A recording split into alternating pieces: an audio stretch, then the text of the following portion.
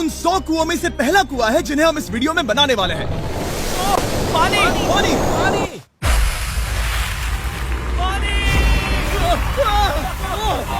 आपने अभी अभी केन्या के एक छोटे से गांव को पीने के पानी का अनलिमिटेड सप्लाई मिलते हुए देखा, वो भी सिर्फ 1 सेकंड में। अभी एक कुआं बना है और 99 बाकी है। आपको ये वीडियो बहुत पसंद आएगा। इन 100 कुओं को मिलाकर 5 लाख से ज्यादा लोगों को पीने का ताज़ा पानी मिलने वाला है। केन्या की इस साइट पर कुछ कुएं बनाने के बाद हम नाइरीरी स्कूल सिस्टम के साउथ में गए और कह सकते हैं कि उन्हें हमसे मिलकर बहुत खुशी हुई। क्या हाल है? मैंने ऐसा नहीं सोचा था। स्वागत के लिए शुक्रिया। समझ नहीं आता कैसे रिएक्ट करूं। बहुत बहुत शुक्रिया दोस्तों।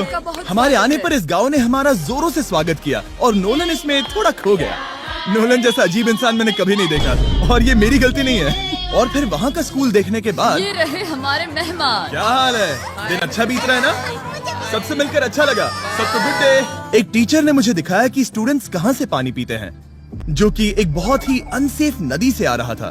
तो आपके स्टूडेंट्स यहीं से पानी पीते हैं? हाँ ये बुरी बात है। हाँ, स्टूडेंट्स हमेशा डायरिया जैसी बीमारी, टाइफाइड जैसी बीमारी की कंप्लेंट्स करते हैं क्योंकि वो ऐसा पानी पीते हैं। तो हाँ। हम कोशिश करते हैं, पर देख रहे हो ना, अब क्या कहा जाए। पर क्या करे, जिंदगी तो जीनी ही है और पानी तो सबको चाहिए होता है। जाहिर है कि इनकी हालत सच में बहुत खराब है। असुरक्षित पानी पीने से इन बच्चों की जिंदगी बहुत कम होती जा रही है, पर कम से कम इस गांव की मदद करने की हम पूरी कोशिश करने वाले हैं। क्या पता ये मुझे फिट आएगा या नहीं। मेरा सिर बड़ा है। देखते हैं पानी मिलता है या नहीं। ओह, ओह। बारिश हो रही है, क्या नजारा है। पानी जमीन से बाहर आने के बाद उसे ऐसे बैरल्स में इकट्ठा किया गया और बैरल्स को वाटर टावर्स पर लगाने के बाद आसपास के गांव के लोगों के पास सिर्फ पीने के लिए साफ पानी ही नहीं था, पर एक प्रेशराइज्ड वाटर सोर्स भी था, जिसका मतलब है कि लॉन्ड्री के लिए सुरक्षित पानी भी मिलेगा। और खींचो। मुझे बताओ ये नोलन की मॉम से कितना हैवी है? नोलन की मॉम से दुगना। ओह गॉड। मैं तुम्हें यहाँ से धकेल दूंगा। ठीक है, इसे अब यहाँ रख दो।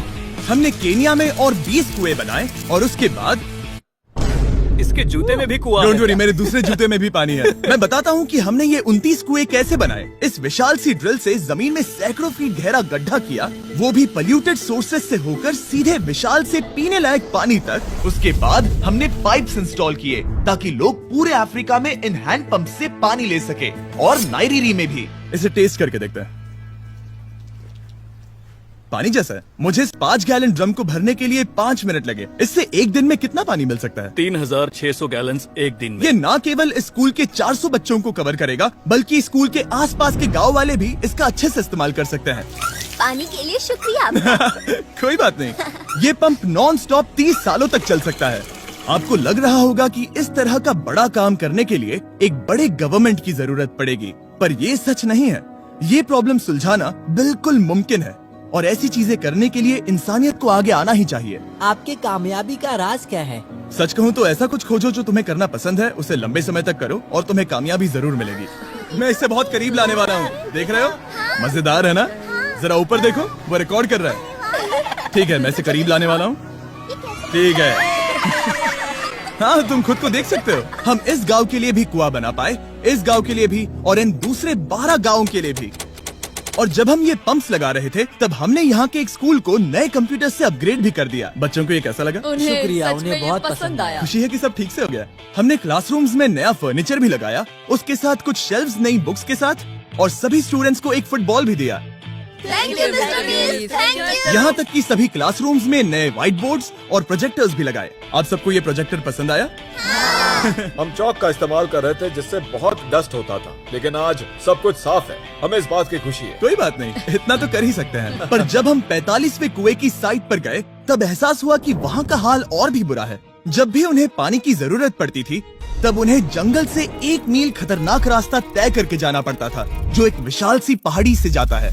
मैं जल्दी उठता हूँ, लगभग सुबह 4 बजे, ताकि मैं स्कूल के लिए पानी ला सकूँ। यहाँ से पानी निकालना सेफ नहीं है। ये जगह बहुत स्लिपरी है, जिससे किसी को चोट लग सकती है। हमने उनके कुएं पर काम करना शुरू किया, तब उन्होंने मुझे दिखाया कि वो पानी कहाँ से निकालते थे।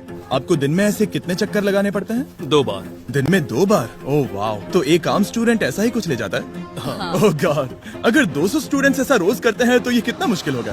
बहुत मुश्किल हो सकता ओह गॉड, ये ढलान तो बहुत बड़ी है। अरे यार, ये ढलान तो रुकने का नाम ही नहीं ले रही। हर रोज मैं सच में दंग रह गया कि ये चढ़ाई कितनी मुश्किल थी। ये सब इतना कुछ करते हैं ताकि वो यहाँ तक पहुँच सके, जहाँ इन्हें साफ पीने का पानी मिल सके। आमतौर पर आप पानी यहीं से लेते हो? हाँ। और पानी भरने के बाद ये जग्स लगभग 18 किलो तक हो जाते हैं, जो इन बच्चों के लिए पहाड़ियों से ले जाने के लिए बहुत मुश्किल है।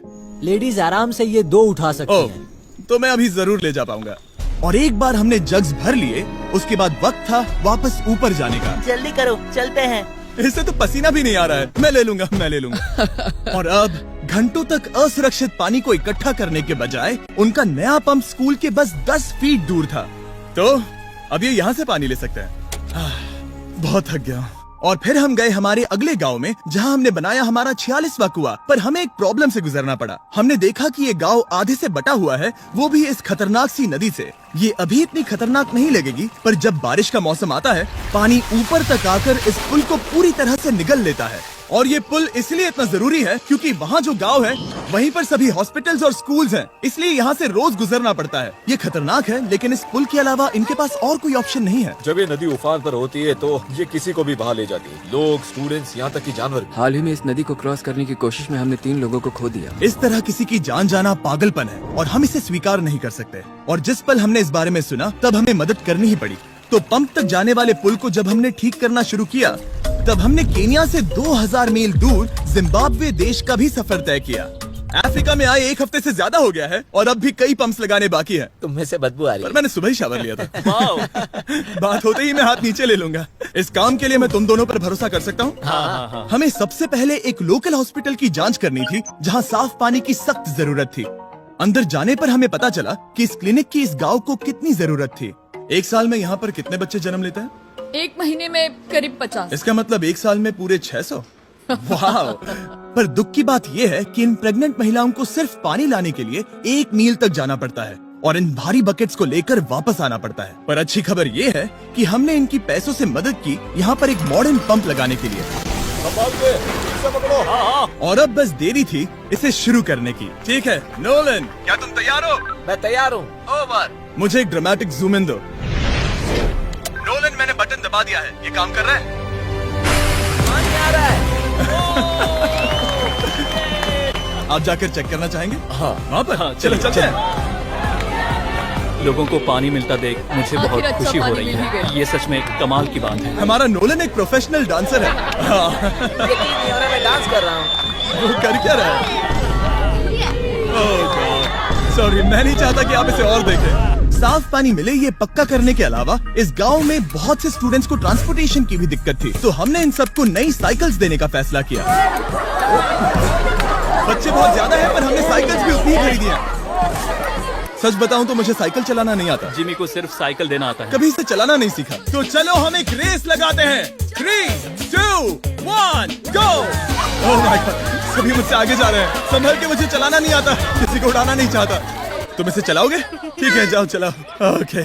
और इन्हें साइकिल्स देने के बाद हमने तब तक पंप्स लगाए जब तक हम पहुंच गए कुआं नंबर 69 तक। ये कुआं सोलर पावर्ड है, जो गांव के किसानों के लिए खास बनाया गया है, ताकि इनकी फसलों और जानवरों को जरूरत से ज्यादा पानी मिल सके। चाहे गर्मी हो या फिर बिजली ना हो, इससे कोई फर्क नहीं पड़ेगा। और एक पैनल है 200 वॉट्स का, जो एक पंप से जुदा है। ये पंप हर घंटे 5000 लीटर पानी खींच सकता है। बेसिकली ये अनलिमिटेड पानी का सोर्स है इस पूरे गाँव के लिए। ये बहुत बढ़िया है। और जिम्बाब्वे छोड़ने के बाद हम चाहते थे कि अफ्रीका की सभी कम्युनिटीज को पानी मिलता रहे, इसलिए हमने और कुछ पंप्स बनाए युगांडा में, सोमालिया में और कैमरून में। कैमरून में हमने क्या क्या किया ये देखने के लिए फिलैंथ्रोपी चैनल पर हम जल्द ही एक वीडियो अपलोड करने वाले हैं। इन गाँव में वक्त बिताने पर मुझे एहसास हुआ कि पंप्स लगाना कितना जरूरी होता है।